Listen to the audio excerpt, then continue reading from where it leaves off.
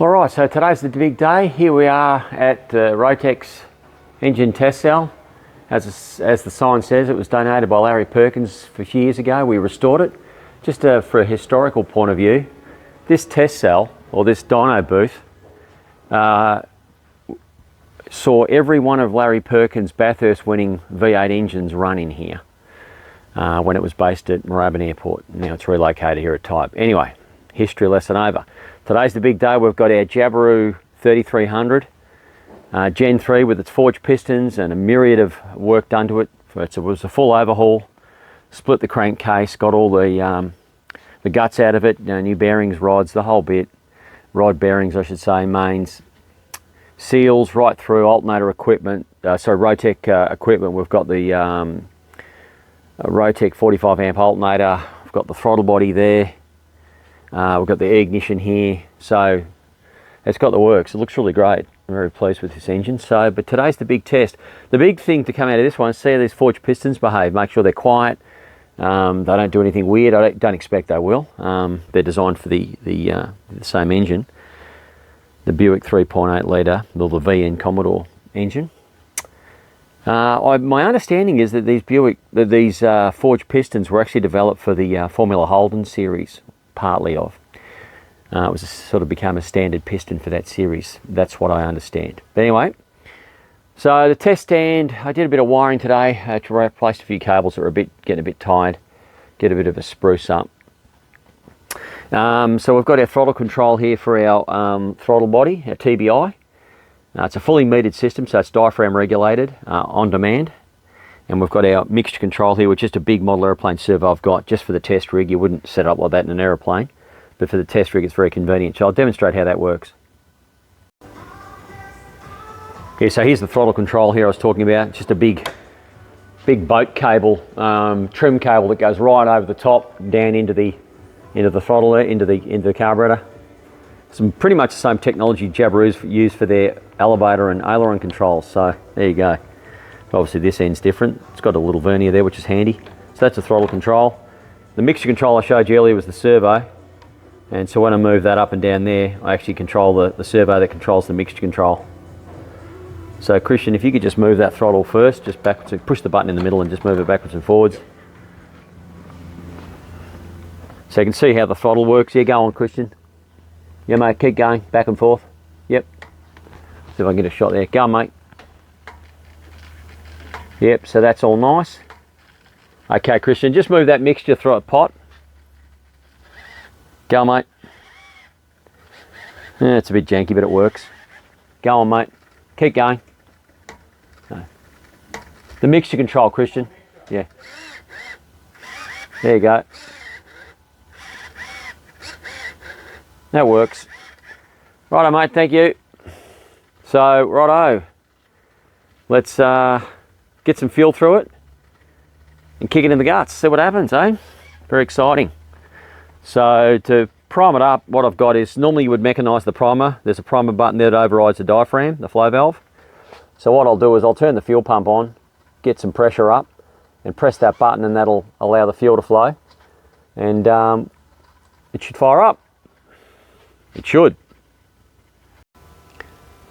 Alright, so you can hear the fuel pump buzzing away up there. I've got a fuel tank mounted above the booth, just about that area there.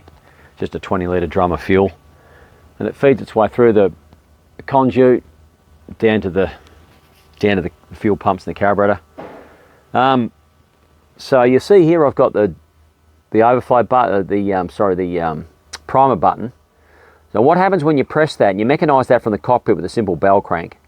But I'm just going to push it by hand here on the test rig. And what happens is, when you press that primer button, that button has a plunger that goes straight into the centre of the diaphragm, which then acts on the flow valve and overrides the diaphragm's function, and it forces the flow valve open. And of course, when you do that, fuel will flow unmetered, liberally. So we'll watch. There it goes, pouring out, right? That's enough fuel. So, yeah, and then of course as soon as the engine fires up, you're back onto the regulator properly, and so that diaphragm then meters the depression of that flow valve, and it all acts very naturally and based on the actual engine performance. So as the engine builds power and more airflow, it creates a higher signal to that diaphragm, and it acts on the flow valve. It's actually really clever. It was patented once by Allison, and now the technology's been free for everyone to use, and we've been using this tech for about 20 years now. These are really great little units, fully metered, and again, full mixture control. Anyway, let's fire it up, see how it goes.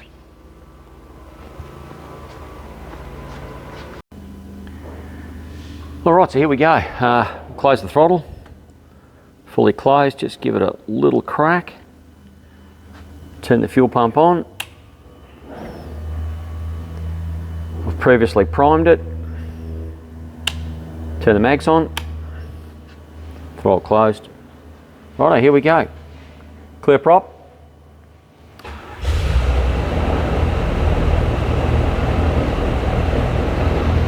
Wow, that was almost too easy. Beautiful.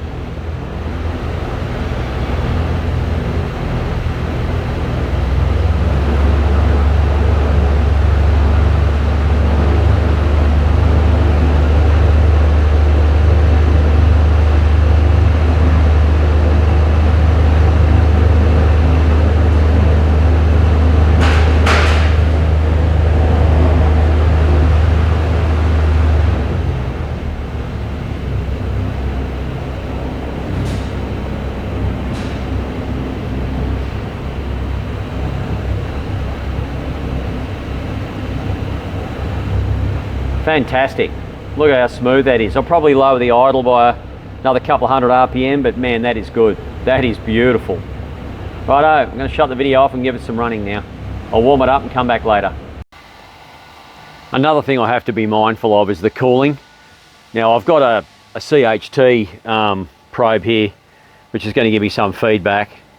It's not the optimum position, but it's giving me something. It's giving me an apples for apples idea of what it looks like as it heats up. So I've really only got the propeller for cooling, and I've also got these Sirocco fans. They're huge fans and they do blow a lot of air, so they do help. But yeah, I have to be mindful of how hard I can run it, or for how long I can run it hard. So the idea is I'm going to build this up in steps and just do very short bursts of full power to verify the TBI is functioning properly, and the engine's happy and making good power. So yeah, I've already run the engine, it's running beautifully, but I'll give it some more running now. But yeah, so far so good. Again, the only cooling I've got is the prop and those big fans. And on the outside, there's the fan box, a big 3-phase motor in there and 2 huge Sirocco fans. You can actually see the motor up there. And the way it powers up is 3-phase switch here. And away she goes. So it's actually blowing a lot of air in there now.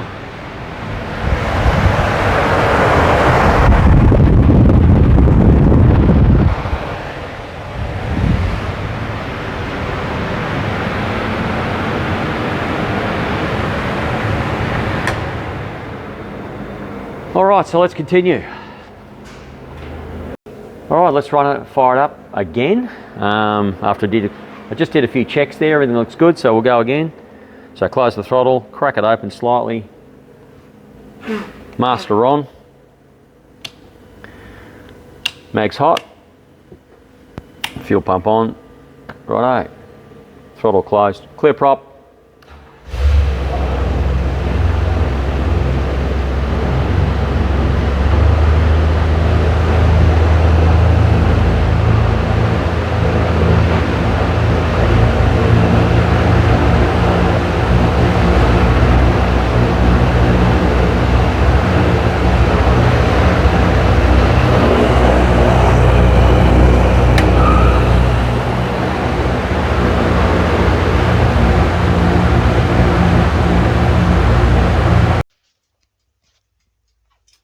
All right, so the test run is continuing and it's going really well. I mean, it just fired straight up, smooth as silk. I've already had it to 2500.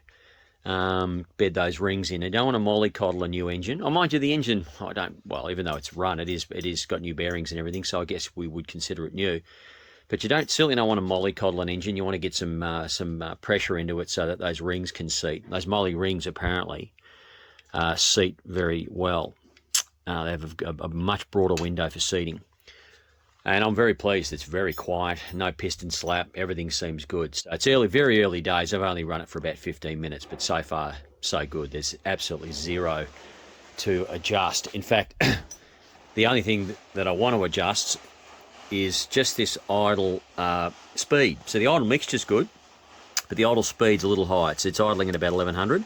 So all we did, there's a jack screw here on the throttle. You see, that's the throttle control there. That's the throttle cable, and that's the throttle stop. So all I need to do is just wind out that jack screw there and then lock up the lock nut and close it up a little bit, and that'll get that idle down to about, I think I could get it down to about, I could even get it down to 600, but I think 800 is reasonable for a jab.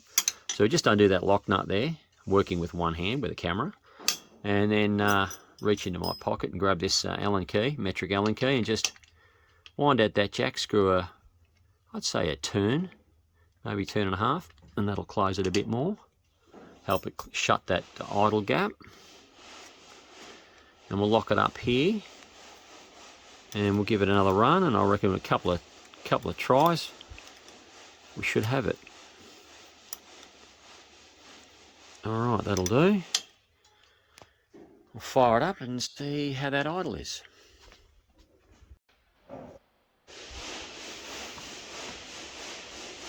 Just give it a little crack, get it started. Master on. Mag's hot. Throttle closed. Clear prop.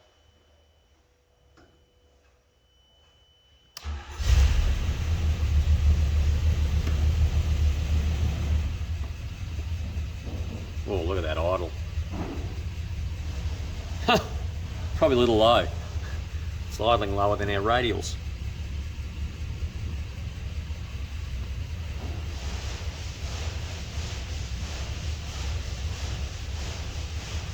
Oh, we'll leave it there. Good enough. 800, look at that. Can you imagine that? That is just beautiful. Well, look at that idle now.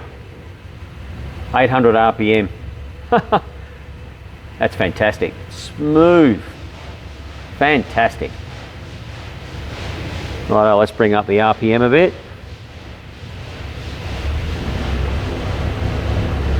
Let's turn on those fans.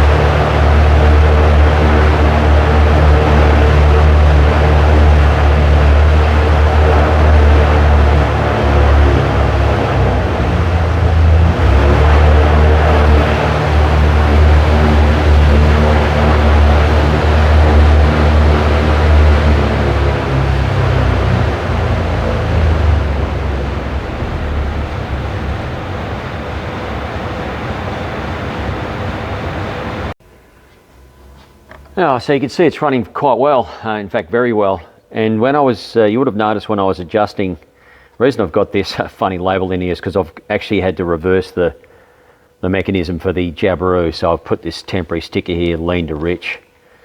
Normally it'd be the other way around, but it's working. You would have noticed that as I lean it off, you see the RPM fade. And then as I richen it, it really picks up. So that's classic old school, you know, GA type mixture control, which is perfectly fine. But for this particular customer, we're going to also hook up an AFR. Now, unfortunately, the AFR on the test stand is down because the Bosch oxygen sensors only have a limited life, and so we've never bothered to get it going again. but that is actually very handy for tuning the TBI and also adjusting the mixture in flight. Typically on takeoff you'd want about 13.5 to 1 air fuel ratio, and then when you lean you can go all the way down to like 15, even 15.5, and you can really fly it as lean as you like, as long as in cruise, as long as it's running smoothly. As soon as it starts to run a bit rough, you just pick up some mixture, some richness, and smooth it out. But anyway, we've got that idle down nice and low now, about 850, which is perfect. And you can see it there, how it works. There's the throttle, and that's a tiny little gap I've got for idling, which is nice. And that's all working. Oh, another thing I meant to mention earlier is the TBI can work in a single loop system where you've only got the fuel line in there. You can also swap the fuel line to the top there as well. Geez, so much junk in the way I'm trying to show you. Yeah, but see, you can swap the fuel inlet to that side as well, so you can flip flop them around. But what you might notice there is I've got it's just a fish tank fitting for the test stand. It's fine. On an aeroplane you do something more substantial. But that's an option. It's not mandatory, but it's an option. And what it is a return line. You see that translucent nylon line there? That's going back to the fuel tank. It's allowing fuel to circulate. And just the length of that 3/16 line offers enough resistance. In fact, it doesn't really need any resistance or fuel pressure for the TBI to run. It just needs to have solid fuel at the chamber. And the idea of that is it allows any chance of vapor lock, being that it's a throttle body, a fuel injector, mechanical injector, is any vapor lock that may form, that routes it back. So it's got a constant circulation of fuel by having that fitting there.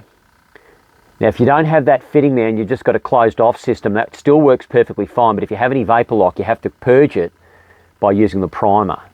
The Allison didn't have a priming system, which we felt was not ideal. So we could see it was very easy to incorporate this simple button to prime it. So that primer there serves two purposes. One, for priming the engine for first start, although I haven't had to prime it since the first start today. And secondly, if you ever have a vapor lock, you can press that and immediately purge it by it going through the system straight into the spray bar. And thirdly, in the case of a catastrophic fuel starvation, you can use that to actually inject fuel to keep you going. So it has multiple purposes. But again, by running the return line there, you give yourself almost zero chance of having any vapor lock, because of the fact that the air or any bubbles that might form through fuel boiling have got a chance to escape and go back to the tank. So you should always see a solid line there with no air bubbles in it. Just as you can see now, that's solid. So when I turn the fuel pump on, that's constantly circulating. Now, if you had a gravity-fed system, that would still be handy because the bubbles would still flow even though there's no real fuel pressure other than the head pressure. So that's that. But just because the test stand gets quite hot in here, we think it's a good idea to run the return line. So we do. But in an aircraft, I'd say 90%, 80 to 90% of the time, the customer doesn't bother installing it. But yeah, so it's up to you. But certainly the safest option is to run the return line. All right, so far so good. I just checked it for any oil leaks. There's none. Pushrod tubes can be sometimes an area, but they look all clean and I don't see any drips or oil, so that's a good sign. So far so good. Let's come off this zoom here. Yeah, so just got a prop on loan here for testing it. Same on this side, no leaks. I can't see any leaks there. All right, let's keep going.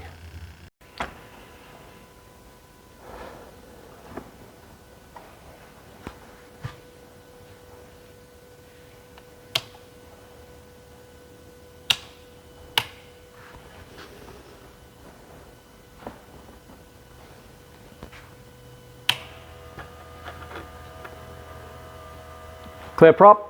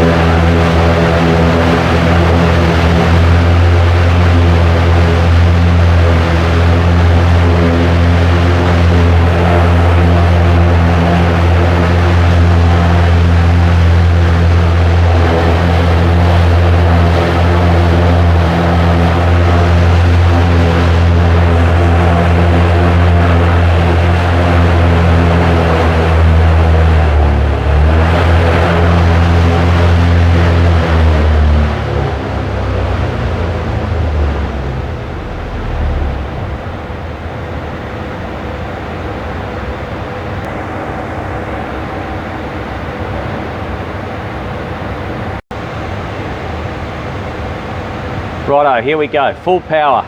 Let's give it the full beans.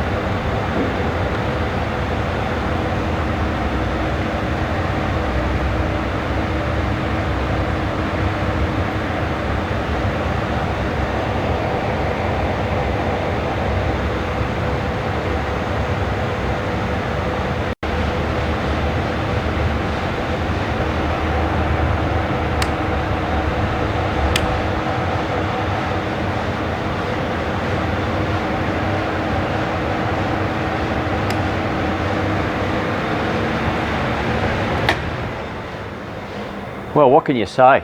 That was absolutely fantastic. So powerful and smooth. It was making mincemeat of that prop. That propeller's off a J230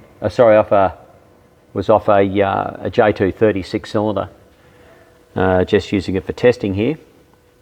And when the engine was a little cooler, I was punching well past 3200, so she's fairly hammering in there. And that booth actually loads the prop up more than it would be if it was outside or, of course, in the air because of the turbulence in there. And quite often when you turn the Sirocco fans off, you will get more power because those fans tend to, for whatever reason, cause some resistance in there. So it was certainly powering along, and I'm not running any AFR, so I don't know what the mixtures are, so I'm purely going by feel, but I could just tell that, you know, when you give it plenty of fuel, man, she lights up. As soon as you start leaning off, about halfway it starts to fade, and you bring the fuel back in and she launches again. It's idling beautiful and smooth, no noises. So yeah, I'm quite pleased. A lot of work's gone into this engine, and it's come up trumps. Those forged pistons, so far so good. I'm very pleased. I don't think I need to run it again. I'm satisfied that there's not much point running it much more. So I think we could just about leave it at that. So yeah, can't see any oil leaks. Servo's glitching. I'll turn that off. That model aeroplane servo tends to glitch a bit.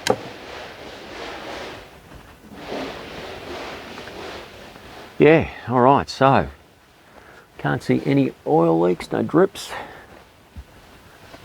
No oil leaks. All looks good. Now, I'm not sure in the video whether or not that oil pressure warning light was on. Of course it would be because it's hooked up to our radial filter block, and they're actually, I should have disconnected it, but yeah, we're only running the oil pressure sender, which is here. So on our radials we normally run the oil pressure sender and an oil pressure light, which you could possibly put there.